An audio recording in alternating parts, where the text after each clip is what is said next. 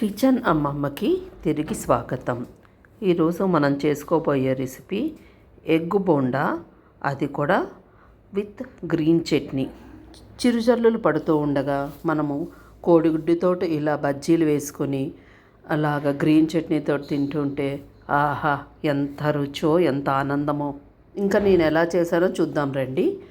దీనికి నేను తీసుకున్నది ఒక కొత్తిమీర కట్ట, ఒక పుదీనా కట్ట, ఒక 2 పచ్చిమిరపకాయలు గ్రీన్ చట్నీలోకి, 4-5 పచ్చిమిరపకాయలు ఎగ్ బోండాలోకి, అలాగే జీడిపప్పు. నేనైతే మసాలా జీడిపప్పు తీసుకున్నాను.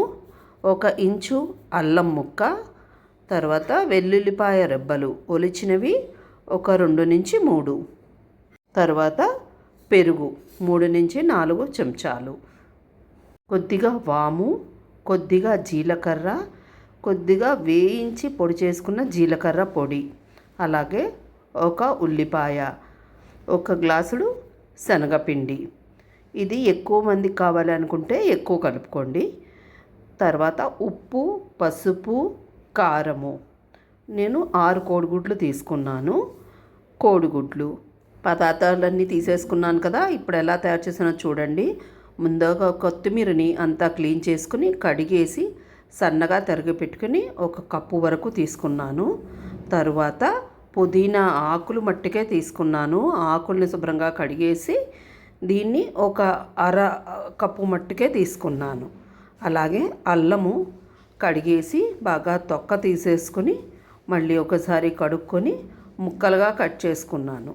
మిక్సీ జార్లో తరిగిన కొత్తిమీర, పుదీనా, 2 పచ్చిమిరపకాయలు, కొద్దిగా ఉప్పు, 10 జీడిపప్పులు, 4 వెల్లిపాయ రెబ్బలు, అల్లము ఇవన్నీ వేసేసి మిక్సీలో మెత్తగా పేస్ట్ లాగా చేసుకుంటే చట్నీ రెడీ అయిపోయింది.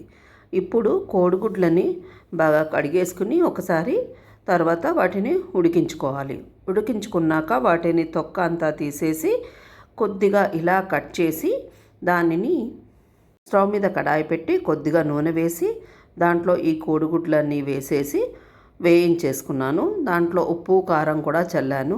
తర్వాత ఒక బౌల్ తీసుకుని దాంట్లో శనగపిండి వేసుకుని ఉప్పు, కారం, పసుపు, కొద్దిగా వాము, జీలకర్ర, ఇంచుకొని పొడి చేసుకున్న జీలకర్ర కలిపేసి దాంట్లో కొన్ని నీళ్లు పోసి పేస్ట్లా చేసుకున్నాను. తర్వాత స్టవ్ మీద కడాయి పెట్టి నూనె పోసి ఆ నూనె వేడెక్కాక మనం ఏవైతే కోడిగుడ్లో ఉప్పు, కారం, పసుపు వేసుకుని వేయించుకున్నామో వాటిల్ని ఈ పిండిలో ముంచి అన్ని వైపులా పిండి వచ్చేలాగా చూసుకొని ఆ నూనె వేడెక్కిన దాంట్లో డీప్ ఫ్రై చేసుకోవడమే, అంతే.